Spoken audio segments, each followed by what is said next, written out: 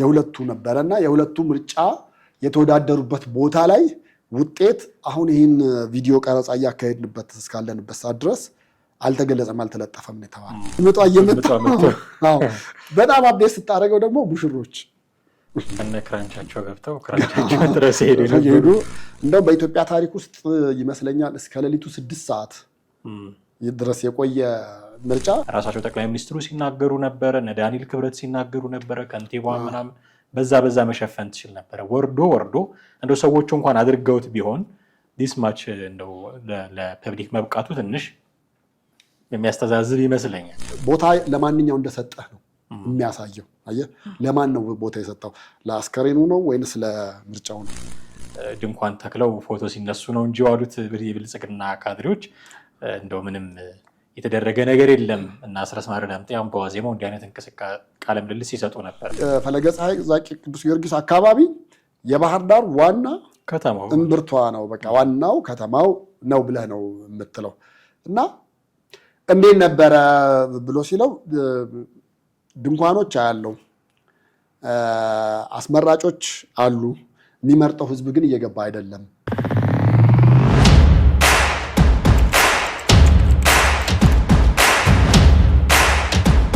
ሰላም እንዴት አላችሁ ውድ ቤተሰቦቻችን? በምርጫ ማግስት ተመልሰናል። ዘኢትዮጵያ የዩቲዩብ ቻናላችን ነው። ቴዎድሮስ ካሳና ማህደገፋ ከእናንተ ጋር ቆይታ እናደርጋለን። በተለይም ትናንትና በመላ ኢትዮጵያ ሲካሄድ የዋለው 7ኛው አገር አቀፍ ምርጫ ምን ይመስላል የሚሉ ጉዳዮችን እናነሳለን። ከዛ ውጭ ደግሞ የአስገራሚ ጉዳዮች ተነስተዋል ምርጫው ላይ። በአደባባይ ደግሞ ምርጫ ሲያጭበረብሩ የተያዙ ሰዎች አሉ። ምርጫ ቦርድም እርምጃ ይወሰዳል ብሎ መግለጫ የወጣባቸው አሉ። በዚሁ ምርጫ በሚደረግበት ቀን ላይ ደግሞ አርሲ ላይ የተለመደው አይነት ጥቃት መድረሱን ሰምተናል። ይህንም እናነሳለን። እስከ ፕሮግራማችን ፍጻሜ ድረስ አብራችሁን ቆዩ። ቴዲ እንዴት አለ? እንዴት ነው? ሰላም ነው? ሰላም አለን። በምርጫ ማግስት ነው የተገናኘ ነው። በእርግጥ ዛሬ ቆጠራዎች ምናምን ይደረጋሉ። ውጤት አላወቅንም። ማን ያሸንፋል ብለን ነው የምንጠብቀው? ያው የምንጠብቀው ነው ፀሐዩ መንግስት ነው ሊሆን የሚችለው ብለን ለምን ካቀረባቸው የእጩዎች ብዛት አንጻር።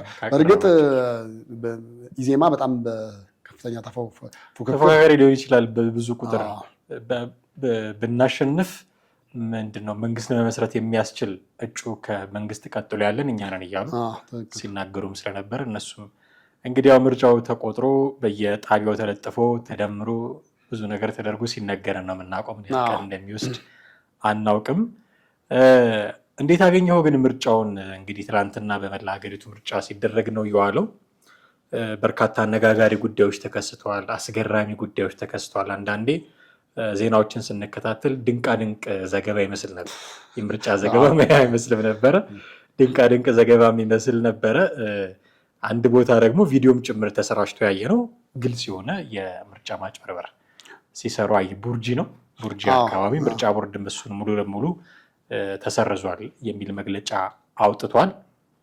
እንደዚህ ጉዳዮች የተስተዋሉበት ነበረ። በጥቅሉ እንዴት አገኘው? አስገራሚም አሳዛኝም አስደንጋጭም ነገሮችን ያስተናገደ ነው ብለን በእነዚህ በሶስት ነገሮች ካታጎራይዝ ብናረገው እነዚህ ሶስቱ ነገሮች የትናንቱን ምርጫ በደንብ ይገልጹታል ብዬ ነው የማስበው። ከአዲስ አበባዎች ብንነሳ እንደው ከመሀል ከተማ እንኳን ባለው በጣም ብዙዎቹ ጋር ብዙ ወረፋ ነበር። ወረፋ በጣም ብዙ ነበረ። እንደውም በኢትዮጵያ ታሪክ ውስጥ ይመስለኛል እስከ ሌሊቱ 6 ሰዓት ድረስ የቆየ ምርጫ የከንቲባ የፌስቡክ ገጽ ላይ ለ8 ሩብ ጉዳይ ድረስ ሰልፎች ፖስት ሲደረጉ አይቻለሁ እና ከ6 ሰዓትም ያለፈ ነበር። ትክክል። እነሱን አሁን ስታያቸው በነገራችን ላይ ያው ምርጫ ቦርድ በየደቂቃው ነበር መግለጫዎቹን የሚሰጠው። በየደቂቃው ነበር የሰዓት ማራዘሞቹንም ያው ህጉ ቢሉ 12 ሰዓት ድረስ ይጠናቀቅ ነው የሚለው። በልዩ ሁኔታ ነው ያራዘሙት። በልዩ ሁኔታ ስልጣን ስላለው በዛ ወቅት እየተራዘመ ነበረ። እስከ 6 ሰዓት ነበር። ከዛ በኋላ ከ6 ሰዓት በኋላ እንደውም አንዳንዶቹ እራት እያቀረቡ ነው የተባሉት። ቪዲዮ ሲለቀቅ ኮሜንት ላይ ስትገባ ሰው በቃ ለእኚህ ሴትዮ ኮንዶሚኒየም ይሰጣት የሚል ነገር የሚሉ ነገሮች ታያለ። አንዳንዱ ያው በአዝናኝ መልኩ ያሉትን በተወሰነ መንገድ እንኳን ብናነሳ አረ ወረፋው ሰልፉ በዛብን ሲሉ እንዴ ብልጽግና የት እንዳይሄድባችሁ ነው? ምን ችግር አለው? ብትመርጡትም ባትመርጡትም እሱ ስላለ ይህን ያህል አትሳቀቁ፣ ወደ ቤታችሁ በጊዜ ግቡ ብሎ ባለ ሚስቱ የደወለበት አጋጣሚም ነበረ። ከዛ ውጭ ሶሻል ሚዲያ ላይ ያው በጣም አነጋጋሪ የሆኑት ደግሞ እንግዲህ ክራንቻቸውን ጥለው ሲሄዱ የነበሩ ከነ ክራንቻቸው ገብተው ክራንቻቸውን ጥለው ሲሄዱ እነሱን ስታይ እንደገና ደግሞ ምጧ አሁን እኔ መጀመሪያ የሰማሁት በዋዜማ ወልዳ በማግስቱ በ23 ወልዳ በ24 ለምርጫ መጣች የሚል ነበረ። እንደገና አፕዴት ሲደረግ ደግሞ ከወለደች ከ2 ሰዓት በኋላ ከዛ ደግሞ በጣም አፕዴት ሲደረግ ደግሞ ልትወልድ ምጧ እየመጣ በጣም አፕዴት ስታደርገው ደግሞ ሙሽሮች ሀዘን ልጃቸው አርፎ አስክሬን ቤት አስቀምጠው መጥተው የመረጡ እንዳለ ሰምተናል። በህመም ላይ ሆና ከባለቤቷ ጋር በአምቡላንስ መታ የመረጠች እንዳለችም ሰምተናል። አካል ጎዶሎችም እንዲሁ አካል ጉዳተኞች በአፋቸው ጭምር ምርጫ ካርዱን ኮሮጆ ውስጥ ሲያስገቡ አንዳንድ ጊዜ ይሄ አሁን ልታይ ካልሆነ በስተቀር መቼም በአፉ አይደለም ወረቀቱ ላይ ምልክት ያደረገው ይሄ እዚህ ቦታ ላይ ያደርግልኝ ይላል። ያደረገለት ሰው ይኖራል። ያደረገለት ሰው መጥቶ ቢያስገባለት ምንም ማለት አይደለም። ስዋፕ ማድረግ ያን ያህል አስፈልግ እንትን ላይ ነው። አሁን ምርጫ ላይ ምን አለ መሰለህ፣ አንደኛ አካል ጉዳተኛ ከሆንክ ረዳት ይዘህ እንድትመጣ ይዘህ ትመጣለህ። አንደኛ እሱ ነው። ለምሳሌ አይነ ስውራን ይመርጣሉ። አይነ ስውራን ሲመርጡ ቦታው ላይ እዚህ ላይ አድርግልኝ ብለው ረዳት የሚሉትን ሰው የሚያምኑትን ሰው ነው የሚያደርጉት። ከዛ በኋላ ማስገባቱ ላይ ግን በራሳቸው እንዲያስገቡ ያ እንግዲህ የመገናኛ ብዙሃኑ ወይ ደግሞ የጋዜጠኛ በተለይ የፎቶግራፍ ካሜራማኖች ፎቶ ጆርናሊስቶች ያደረጉት ይመስላል። ለምን ለየት ያለ ነገር ፍለጋ ለየት ያለ ነገር መውሰድ ነው። ግን እኔ አሁን ውስጤ አንዳንድ ያልተቀበላቸው አሉ። ለምሳሌ አስከሬን ቤት አስቀምጦ ለምርጫ መውጣት ይሄ በፍጹም በቃ የሰው ልጅ መጨረሻው የምትሸኝበት ለምንድን ነው? በሀገራችን እኮ አስከሬንና ሙሽራ ይከበራል አይደለ? አስከሬን ካለፈ ሙሽራ ካለፈ ቁጭ ያልክ እንደሆነ እንኳን ትቆማለህ። ያ እነዚህ የማይደገሙ ነገሮች በህይወት ማንደግማቸው ነገሮች ላይ ቦታ የምትሰጣቸው ክብር የምትሰጣቸው አሉ። አስከሬን ቤት ቁጭ አድርገህ ምርጫ ለመምረጥ ይሄን ያክል ቦታ ለማንኛው እንደሰጠህ ነው የሚያሳየው። አየህ፣ ለማን ነው ቦታ የሰጠው? ለአስከሬኑ ነው ወይንስ ለምርጫው ነው? እና በዛ ልክ ስታየው ያው መራጭ ሆነ እኮ ነው። ፖለቲከኛ ሆነ እንኳን ይሁን ለምን በቃ መተዳደሪያ ነው፣ የዕለት ተዕለት እንጀራ ስራ ነው። እንደው ስርዓተ ቀብሩ ተፈጽሞ ምናምን ቢሆን ኖርማል ነው። በቃ መቼም እዚህ ደርሰው መርጠው በኋላ ይጽናናሉ ምናምን። አስከሬን አስቀምጦ በጣም ከባድ፣ በጣም አስከሬን አስቀምጦ እንደው መለመድ የሌለበት ትሬንድ ነው ብዬ ነው የማስበው። ለምን በሀገራችን ከምንሰጠው ቦታ አንጻር ለዛ የምንሰጠው ስፍራ በቃ ያ የመጨረሻ መሸኛው ነው፣ ያ የመጨረሻ መሞሸሪያው ነው፣ ያ የመጨረሻ ወደ እግዚአብሔር የሚሄድበት ነው። ስለዚህ ክብሩን በጠበቀ መንገድ ሸኝተህ ብትመለስና ብታደርገው እንኳን ጥሩ ነው። ግን የሀዘን ነገሮች ብዙ ጊዜ በሀገራችን በጣም ከፍተኛ የሆነ በሰዎች የሚፈጥሩትም ስነ ልቦና ስላለ ደግሞ እኮ በጣም የሚገርመው በሀዘን ደረጃም እኮ አብዛኛው አማራ ክልል አይደል እንዴ ሀዘንን በማክበድ የሚታወቀው አይደል እንዴ? በምን ቅጽበት ተጽናንተው ነው ምርጫ ለመምረጥ የሄዱት? በምን ቅጽበት እንደው ወደ ቀልባቸው ተመልሰው ነው ምርጫ ጣቢያ እስከመሄድ እንዴ? ያውም ልጅን ያክል የ10 ዓመት ልጅ ነው ዘገባዎቹን ያየናቸው። እና በዛ ልክ እንደው መሄዱ የካድሬ ቤተሰብ ብትሆን እንኳን የምታደርገው አይመስለኝም። መጀመሪያ ልጄን ልቅበር እኮ ነው የሚሉት አይደል እንዴ? ከምንም ነገር በፊት መጀመሪያ ልጄን ልቅበር። እርማቸውን አውጥተው ስርዓተ ቀብሩ ተፈጽመው የተወሰነ ተጽናንተው እንደው አስበው እንግዲህ አሁን አስክሬን አፈር ካልቀመሰ እኛ እህል አንቀምስም የሚባልበት ሀገር ነው። እሱን ቁጭ አድርገው እዚህ መጥተው መርጠው ሆኖም ከሆነ አልሆነምም ከሆነ ትንሽ አንዳንድ አድርገውትም ቢሆን እንደ በፐብሊክ መታየቱ ያን ያህል አስፈላጊ ነበር ወይ? ምርጫው የተደረገ ለመሆኑ ማሳያ በጣም በርካታ ነገሮች አሉ። ረጃጅም ሰልፎች አሉ፣ ልታሳይ ትችላለህ። የፖለቲካ ፓርቲዎች ለምሳሌ አርክቴክት ዮሐንስ የኢዜማው መግለጫ ሲሰጡ ነበረ። በደንብ ጥሩ ነው፣ እኔ ረጅም ርቀት እየነዳው እያየው ነበረ፣ በጣም ጥሩ ነው ምናምን ሲሉ ነበረ። እንዲህ አይነት ምስክርነቶችን ማቅረብ ትችል ነበረ ምናምን እና ራሳቸው ጠቅላይ ሚኒስትሩ ሲናገሩ ነበረ፣ እነ ዳንኤል ክብረት ሲናገሩ ነበረ፣ ከንቲባ ምናምን በዛ መሸፈን ትችል ነበረ። ወርዶ እንደው ሰዎቹ እንኳን አድርገውት ቢሆን ዲስ ማች እንደው ለፐብሊክ መብቃቱ ትንሽ የሚያስተዛዝብ ይመስለኛል። ግን እንደው ደግሞ ከነጭራሹ ምርጫ የሚባል ነገር አማራ ክልል ውስጥ አልተደረገም የሚል አይነት ቅስቀሳም ደግሞ ሲያደርጉ የነበሩ አሉ። አይደረግም ይሉ ነበረ መጀመሪያ፣ አሁንም አልተደረገም። እንደው ዝም ብሎ አንዳንድ ቦታዎች ድንኳን ተክለው ፎቶ ሲነሱ ነው እንጂ ዋሉት የብልጽግና ካድሬዎች እንደው ምንም የተደረገ ነገር የለም። እና አስረስ ማረ ዳምጤ በዋዜማው እንዲህ አይነት ቃለ ምልልስ ሲሰጡ ነበረ። ምርጫ ቁሳቁሶች የተሟሉባቸው አካባቢዎች ብዙ የሉም፣ 1-2 ድንኳኖች ላይ የብልጽግና ካድሬዎች ፎቶ ይነሱ ነበረ እያለ መግለጫ ይሰጥ ነበረ። ትናንትናም እንደው በኋላ ምናልባት በሌላ ፕሮግራማችን እናነሷለን፣ የዘመነ ካሴም አንዱ መግለጫ ሙሉ ለሙሉ ከሽፏል ምርጫው የሚል ነው፣ በእኛ ጥረት ከሽፏል አይነት የሚል ነው። በዛ ደረጃ መውሰድ እንችላለን። አማራ ክልል ውስጥ ምርጫ አልተደረገም ማለት እንችላለን? አይ የተደረገባቸው አሉ፣ ጥቂት የተደረገባቸው፣ ብዙ ያልተደረገባቸው አሉ። በጸጥታ ምክንያት ተብሎ አንዳንድ ከምርጫ ቦርድም የተገለጸ ነገር አለ። ጎንደር ውስጥ ከጸጥታ ጋር በተያያዘ እንዳልተካሄደ ነው አብላጫ ቦታዎች የተነገረው። የባህር ዳርም እንደዛን አይነት ኢንቴንሽን አለው።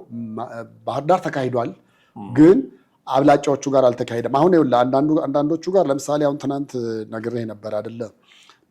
አንድ ሬዲዮ እየሰማሁኝ የነበረው እና ሬዲዮ እንዴት ነው ላይቭ ቀጥታ ስርጭት ገብቶ ነው እንግዲህ እንዴት ነው ያለበት አካባቢ ሲለው እንግዲህ ቦታውን የጠቀሰው የት ነው? ባህር ዳር ጊዮርጊስ ቤተክርስቲያን አካባቢ ነው ያለው። እንግዲህ ፈለገ ፀሐይ ዛቂ ቅዱስ ጊዮርጊስ አካባቢ የባህር ዳር ዋና ከተማው እምብርቷ ነው፣ በቃ ዋናው ከተማው ነው ብለህ ነው የምትለው። እና እንዴት ነበረ ብሎ ሲለው ድንኳኖች አያለው፣ አስመራጮች አሉ፣ የሚመርጠው ህዝብ ግን እየገባ አይደለም የሚል ሪፖርት ነው እያቀረበ ያለው። እና እንደተባለውም ያው አስመራጮቹ ይኖራሉ፣ ድንኳን ይኖራል። መራጭ ደግሞ በተወሰነ መንገድ የተወሰኑ አካባቢዎች ይኖር ይሆናል። የለም ግን በደንብ እያየ ያለው ምንድን ነው ሲለው ባዶ ነጫጭ ድንኳኖች ነው እያዩ ያለሁት አለና እኔ የቃላት አገላለጹ ገርሞኝ ነው። ይሄ ባዶ ድንኳኖች ነው እያየሁኝ ያለሁት። በዛን ወቅት ደግሞ ሌላው አካባቢ ደግሞ ህዝብ በጣም ወረፋ ሆኖ አይደርሰኝም ብለው ራሱ ቤታቸው ቅርብ የሆነ ሄደን ምግብ በልተን እንምጣ ወረፋ እያያዙ ይመለሱ የተመለሱበት ነበረ። ሁለቱን ስታነጻጽረው እዛ አካባቢ ያለው ነገር ምርጫው እንደተጠበቀው ወይ ደግሞ ይከናወናል ተብሎ እንደታሰበው በመንግስት ይከናወናል ተብሎ እንደታሰበው እንዳልተደረገ ወይ ደግሞ የፋኖ አመራሮች ደግሞ እንደሰጡት ደግሞ ሙሉ ለሙሉ ዝግ ሆኖ አይደለም የምታየው። በተወሰነ መንገድ ነበረ። እሱም ብቻ አይደለም የሰማሁት፣ የጠዋቱንም ራሱ እየሰማሁ ነበረ። የጠዋቱን ስል ምርጫ ውጤት ተለጠፈባቸው የተባለው እርግጥ ነው ምርጫ ውጤቱ ጊዜያዊ ነው። ነገር ግን አሁን ባህር ዳር በጣም በጣም በጣም የሚጠበቀው የማንና የማን ነበረ? አንደኛ ምክትል ጠቅላይ ሚኒስቴሩ፣ ሁለተኛ ደግሞ የራሱ የክልሉ ፕሬዚዳንት፣ የሁለቱ ነበረና የሁለቱ ምርጫ የተወዳደሩበት ቦታ ላይ ውጤት አሁን ይህን ቪዲዮ ቀረጻ እያካሄድንበት እስካለንበት ሰዓት ድረስ አልተገለጸም፣ አልተለጠፈም ነው የተባለው። እዛ አካባቢ ያሉትን የምርጫ አስፈጻሚዎች ለማነጋገር ጥረት ያደረጉ አካላት ነበሩ። እኛ እንድንገልጽ አልተፈቀደልንም። ከእኛ ሳንሆን ዋናው ሴንተር የባህር ዳሩ ዋናው እሱ እንዲገልጽ ነው። እና እስከ ስንት ሰዓት እንጠብቃለን? እስከ 6 ሰዓትም ሊቆይ ይችላል። ስለዚህ እስከ 6 ሰዓት ድረስ የአቶ አረጋና የምክትል ጠቅላይ ሚኒስቴሩ እንደዚሁ የሁለቱ የምርጫ ኮሮጆ ያስገቡበት ነው። እስካሁን ሰዓት ድረስ ግን ውጤቱ አልተገለጸም የሚነሱ። ስለዚህ ደግሞ ቦታውም ትንሽ ስጋትም ያለበት ነገር ነበረ። በእርግጥ በጥብቅ በሆነ በሴኪዩሪቲ ጥበቃ ምርጫው እንዲደረግ እዛ አካባቢ የተከናወኑበት ነገሮች ነበሩ። አንዳንድ ምስሎችም አይተናል እነሱ ሄደው መርጠው ሲመጡና በዛ ልክ ደግሞ ውጤቱ እስካሁን ድረስ ያልተገለጸበት ለምንድን ነው የሚለውን ነገር ስታስብ በውስጥ ጥያቄ ምልክት እንድታመጣ ያደርጋል ብዬ አስባለሁ። እዛ አካባቢ ባለው መንገድ ነው። በተረፈ እንግዲህ ወልዲያ አካባቢ ደግሞ ቦምብ ፈንድቶም አካባቢው መረጋጋት እንዳልነበረና በኋላ ወደ ከሰዓት ከኩለ ቀን በኋላ ግን ከተማዋ ትንሽ እየተረጋጋች እንደመጣችና አንዳንድ አካባቢዎች ደግሞ ምርጫ እንደተከናወነ እዛ አካባቢ በስልክም ደውለን ያነጋገርናቸው ይሄን ነገር ነው የነገሩን። እንደዛ ወሎ ውስጥም እንደዛው በተወሰነ መንገድ የተወሰኑ ቦታዎች ነበሩ። አንዳንድ ቦታዎች ደግሞ ጭራሽ አልነበሩም። ጎንደር ውስጥ ነው ደግሞ ጎንደር ውስጥ ያለው ደግሞ የተለየ የሚያደርገው የተኩስ ልውውጦችም ነበሩ የሚለው ነገር ነው እና እነዚህ ነገሮች ትንሽ ምርጫው ላይ የዘንድሮ ምርጫ ላይ ጥላ ያጠሉ ናቸው ብዬ አስባለሁኝ። ይህንም በተወሰነ መንገድ ምርጫ ቦርድም ብሔራዊ ምርጫ ቦርድም ሊገልጸው እንትን ያለባቸው ቦታዎች አሉ። 143 ነው ምናምን የሆኑ 143 አካባቢ ምርጫ ጣቢያዎች እንዲህ አይነት ችግሮች ተፈጥሮባቸው እንዳልተደረገባቸው ገለጸው። የገረመኝ ትላንት ጠዋት አካባቢ መግለጫ ሲሰጡ ነበረ ወይዘሮ ሜላት ወርቅና ከ50 ሺህ ምናምን ጣቢያ ነው ያለው እና ከዛ ውስጥ 695 አካባቢው ዘግይቶ ነው የጀመረው። ከ12 ሰዓት መጀመር ሲገባው 1 ሰዓት ተኩል እንደዚህ አካባቢ ነው ዘግይቶ የጀመረው የሚለውን እንደወረደ ወስደው ኢትዮጵያ ውስጥ ምርጫ መደረግ የጀመረው በ695ቱ ጣቢያ ብቻ ነው ብለው የዘገቡ ሰዎች ነበሩ።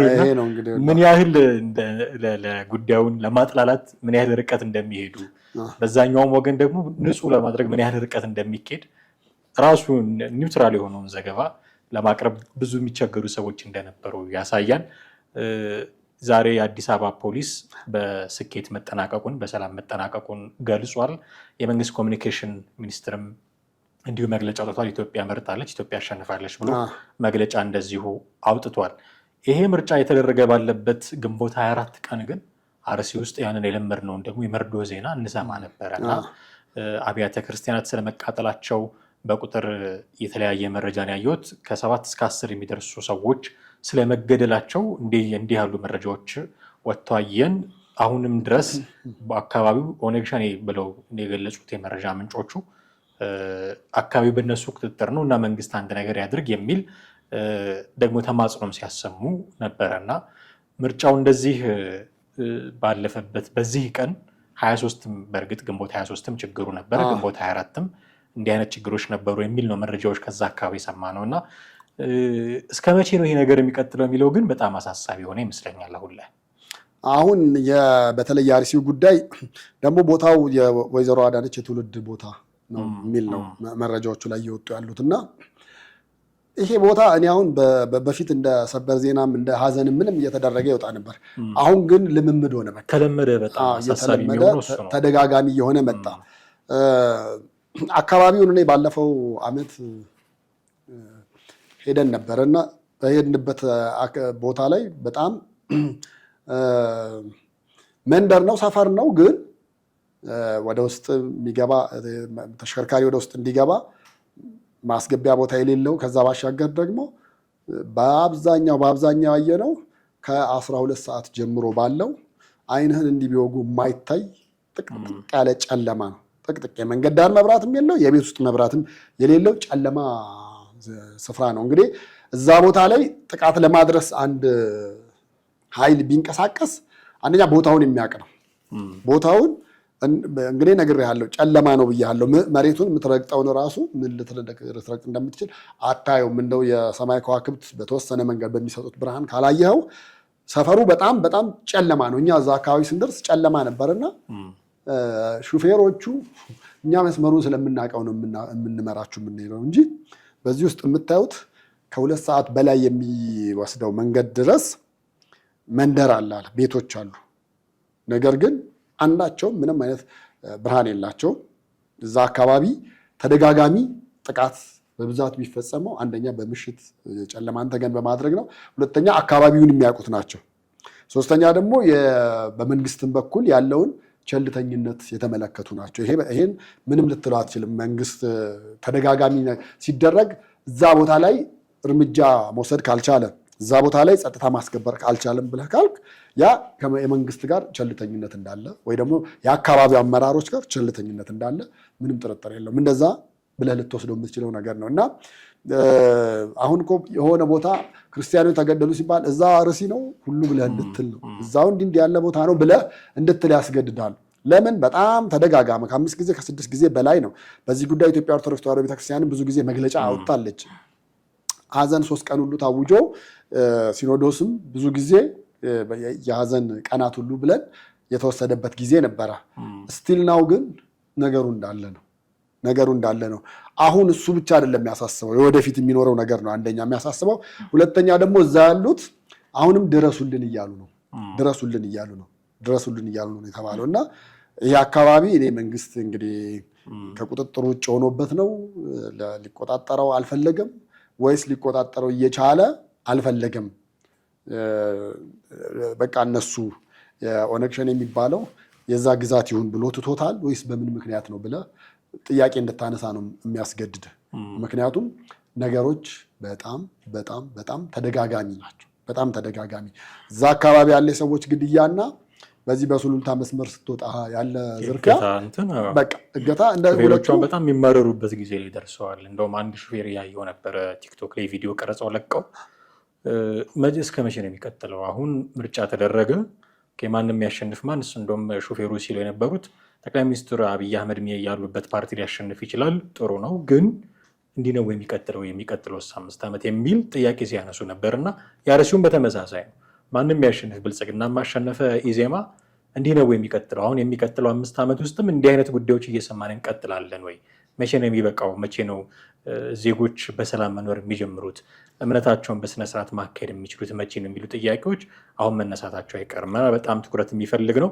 መንግስት ልዩ ክትትል ሊያደርግበት የሚገባ ቦታም ይመስለኛል። አዎ፣ በዚህ ላይ ደግሞ በጣም መወቀስ ካለበት ደግሞ የኢትዮጵያ ሃይማኖት ተቋማት ጉባኤም በዚህ ጉዳይ መወቀስ አለበት። እንትን ይላሉ አይደል እነሱ አሁን ሌላም ሰው ኃላፊነቱን እንዳይወጣ እነሱ አሉ የሚል አንደኛ መዘናጋት ሊኖር ይችላል። ዜን ሄደው ደግሞ ቦታው ላይ ሪፖርት ሲያቀርቡ ጥናት አድርገው መጥተው ሪፖርት ሲያቀርቡ የማይመስል ነገር ነው የሚናገሩት። ፋኖ እዛ ምን ሊሰራ እንደሚገኝ ማለት ፋኖ ምናምን ከሌ ብለው የሃይማኖት ተኮር አይደለም ብለው እኔ አሁን ጉዳዩ ሃይማኖት አይደለም። ክርስቲያንም ሞተ እስላምም ሞተ የሰው ልጅ ነው የሞተው። የሃይማኖት የሬሳዎችን ሃይማኖት ቆጥረህ ባላንስ ማድረግ ይሄ ከሃይማኖት ሰዎች አይጠበቅም። ክርስቲያን ብቻ አይደለም የሞተው ሙስሊም ሞቷል ብለህ እንዴት ባላንስ ትሰራለህ? የሃይማኖት ሰዎች ናቸው። የሃይማኖት ተቋማት ጉባኤ ተብሎ ማንም ይሞት ለምን እምነት የሌለው አይሞትም? ለምን ከኢትዮጵያ ውጭ ያለ የሆነ ፈረንጅ መጥቶ ለምን አይሞትም? የሞተው የሰው ልጅ ነው። በጣም ችግር አለ። በየጊዜው በተደጋጋሚ ነው የሚደርሰው ጉዳቱ እና እሱ እንዲቀር የሚያስችል ጥሬ ሐቁን መተማቅረብ ሲገባ አይ ክርስቲያን ብቻ አይደለም እስላምን ሞቷል ብለህ እንዴት ባላንስ? ይሄ ዜና አይደለም። ዜናን እናንተ በንሰራ ባላንስ ማድረግ ሊኖርብን ይችላል። ወደ አንድ ወገን ያላደላ እንዲሁም መስራት ይኖርብናል፣ ማጣራት ይኖርብናል። ሄደው ጥናት አድርገው ሪፖርት ሲያቀርቡ ክርስቲያን ብቻ አይደለም እስላም ሞቷል ብለው አቻችለው ነው ያቀረቡት። ይሄ አይነት ነገር የሃይማኖት ተቋማት ጉባኤ ሌላም አካል በቁርጠኝነት ስራውን እንዳይሰራ የሚያደርግ ይመስለኛል። ጥሩ ነው። አንድ እሱ ነው። ሁለተኛው ግን እኔ ምን አስባለሁ ምናልባት እነዚህ ሰዎች በተጽዕኖ እየሰሩ እንደሆነና እንዳልሆነ አንዳንድ ጊዜ ኢትዮጵያ ውስጥ ልክ እንዲህ ያለ ነገር ነው የሚሆነው። የሚገርም ለምሳሌ እኛ 97 ምርጫ ላይ ጋዜጠኛ ነበርኩኝ፣ ይሰራ ነበር። በጣም በጣም ብዙ ሲቪክ ማህበራት ነበሩ እንደዚህ ምርጫውንም የሚታዘቡ በሰዎች ላይ እዚህ አካባቢ ግድያ ተፈጸመ፣ እዚህ አካባቢ እንዲሆነ ሲባል ያለውን የሚያጣሩ እና ብዙዎቹ ካጣሩ በኋላ ሪፖርት ያወጣሉ። ሪፖርቱ ከተነበበ በኋላ ሰው ጋር መረጋጋት ምናምን ታያለ። እርግጥ ነው መረጋጋት መቻል አለበት፣ አገር መቀጠል አለባት፣ ሌላውም አካባቢ ሰላም መሆን አለበት። ከነዛ አንጻር ነው ብለህ ትላለህ። ግን እነኛ ሰዎች ደግሞ ያንን ተቋም ከለቀቁ በኋላ ደግሞ እንዴት ነበረ ብለህ ብትጠይቃቸው በተጽዕኖ ነበረ ያንን ሪፖርት ያወጣ ነው ይላሉ። ምናልባት እንደዚህ አይነት ነገር ነቀሲስ ታጋይ ጋር እንዳይኖር ስጋቱ አለኝ እኔ በግሌ። በተጽዕኖ እየሰሩ ነው፣ ነፃ ሆነው ነው እየሰሩ ያሉት የሚለውን አይነት አንደኛ ነገር አለ። ሁለተኛ ያው ሚዲያ ላይ ለእኛም ስንሰራ የሚነገር ነገር አለ። እዛ አካባቢ ላይ ኦርቶዶክስ ብቻ ነው የሞተው ብለህ ካልክ እዛ ካለው ገዳዩ ደግሞ ማን ሊሆን ይችላል ሌላው አካል የሚለው ስም ዞሮ ይለጠፋል። በሁለቱ መሀል መቃቃር ልታመጣ ትችላለህ፣ ጸብ ልትፈጥር ልትዘራ ትችላለህ፣ ወደፊት አብረው እንዳይናኗሩ ልታደርግ ትችላለህ ምናምን ነገር። እንደዛ አይነት ነገር በተወሰነ መንገድ ልጠብቅ የምትችለው ነገር አለ። ነገር ግን አንተ እንዳልከውም በቃ የሞተው ሰው ነው እንጂ ኦርቶዶክስ ሆነ ፕሮቴስታንት ሆነ ሙስሊም ሆነ ክርስቲያን ሆነ በኋላ የሚመጣ ጉዳይ የሃይማኖቱ ምናምን ነገር በቃ ከዛ በኋላ እኮ ሰውም አትባልም፣ አስከሬን ነው አይደል? በድን ነው የሚባለው። ስንጠራ ራሱ ትለያለህ። ከዛ በኋላ እኮ ሰው አትባልም። እነኚህ ሰዎች ይሄን ነገር ካልቻሉ በሌላ ተቋም እንዲጠና ቢደረግ ያ ተቋም ደግሞ ኒውትራል የሆነ ነፃ የሆነ ኢቭን ከሀገር ውጭ የሚሆን የሀገር ውስጥ ሆነው እንግዲህ ብዙዎቹ ተጽዕኖ አለብን ብለው ሊያስቡ ይችላሉ። በቃ ገለልተኛ የሆነ የውጭ ተቋም መጥቶ እንትን ይበለው ቦታውን ጥናት ያድርግ ብዬ ነው የምልህ። አንደኛ ካልሆነም ደግሞ የውጭ አገር በቃ በእኛ በኩል ወጣ ያለ እንትን አላቸው ብለን የምንላቸውን ሚዲያዎች እንዲዘግቡ ለምሳሌ ቢቢሲን አድርግ በቃ በተወሰነ መንገድ ተአማኒነት ይኖረዋል። እንግዲህ በአብላጫው ፐርሰንት ነው በአብላጫው ፐርሰንት እነ ዲደብሊውን ምናምን የውጭ ሚዲያዎችን አምጣና እስቲ ቦታው ላይ ይናገሩ። እነዛ የሚናገሩትም ሰዎች እኮ ወንድማቸው ተገሎባቸው በሃይማኖቱ ምክንያት ሞቶ በብሔሩ ምክንያት ተገሎባቸው አዎነው ብለው ማለት ፈርተው የተቀመጡ አሉ። አዎነው በሱ ምክንያት ነው የሞተው ብለው መናገሪያን ያክል ፈርተው የተቀመጡ አሉና እነዚህ ነገሮችን እኔ ከሃይማኖት ተቋማት በተለይ ሃይማኖት ጉባኤ ተቋማት በጣም ብዙ ነገር የሚጠበቅበት ነው፣ ግን በሚጠበቅበት ልክ እየሰራ አይደለም እና እዛ እነሱ ማውራትህ ነው አይደለም ማውራትህ ነው ችግር ይፈጥራል ያሉት። መግደሉ መች ችግር ፈጠረ? በሁለቱ ሃይማኖት መካከል እኮ መግደሉም ችግር አልፈጠረም። ማውራቱ እንኳን ችግር ሊፈጥር አሁን የከሌ ሃይማኖት ችግር ሊፈጥር ይችላል የሚል ስጋት ካላቸው ማድረግ ያለባቸው ትልቁ ነገር ሰው እንዳይሞት ማድረግ ነው። ካልሞተ ችግር አይፈጠርም። አንተ ብታወራም ባታወራም ችግር አይፈጠርም። ደግሞ አታወራም ካልሞተ።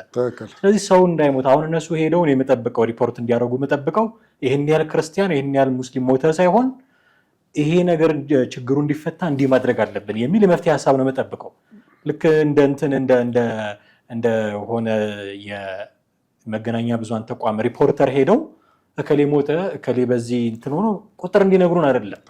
ችግሩ ስር ሰደደ። ሄደው ቦታው ላይ አይተው ከእንግዲህ እንዲህ ብናደርግ ችግሮች አይፈጠሩም የሚል የመፍትሄ ሀሳብ እንዲያመጡ ነው የምንጠብቀው እንጂ እዛ ሄደው የሪፖርተር ስራ የሚሰሩ ከሆነ አስቸጋሪ ነው የሚሆነው። እነሱ የፈሩት በሃይማኖት መካከል መቃቃር ከሆነ መቃቃሩን ከነጭራሹ የሚያስቀረው ሰው እንዳይሞት ማድረግ ነው። ሰው ካልሞተ ችግር አይፈጠርም ማለት በቃ እንዳይሞት ያድርጉ። ይህንን ካልሰሩ ምንድነው ለሰላም እንሰራለን ብለው ያው የሃይማኖት ተቋማት ጉባኤ ለሰላም ነው እንሰራለን የተቋቋሙ ለሱ ነው የሚሉት።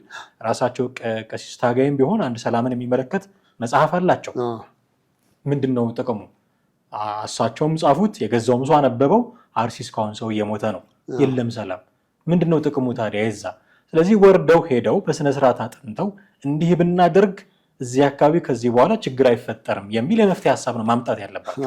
አይ እሱን ማድረግ አንችልም ካሉ ለሚመለከተው አካል ማሳወቅ፣ ከዛ የሚመለከተው አካል የሚያደርገውን ማድረግ ነው እንጂ አንደኛ ስራ እነሱ ይሰራሉ ተብሎ የሚመለከተው አካል ስራ ላይ ሰራ ይችላል። ሄደውም በደንብ አይሰሩም። በጣም ብዙ ችግር ነው የሚፈጥሩት። ሊያስቡበት ይገባል ብዬ አስባለሁ። ይሄ ሁሉ የሆነው እንግዲህ በምርጫ ሰሞን መሆኑ ደግሞ ትንሽ ትኩረት የሚስብ ነው። በጣም በርካታ ነገሮችን ያነሳን ይመስለኛል። እዚህ ላይ የምትጨምረው ነገር ከሌለ እናብቃ። ትንሽ የእንትኖቹን ነካ አድርገን ብናልፈው ደስ ይለኛል።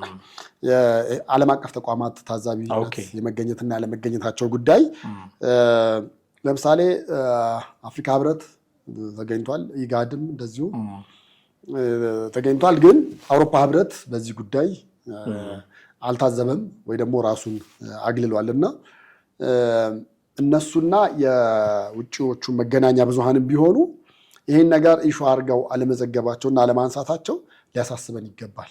እንደ ሀገር ሊያሳስበን ይገባል ነው የምልህ።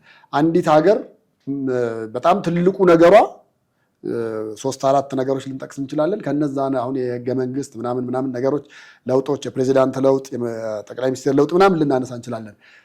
ከነዛ ሁሉ ጎን የሚመደበው አንደኛው ምርጫ ነው።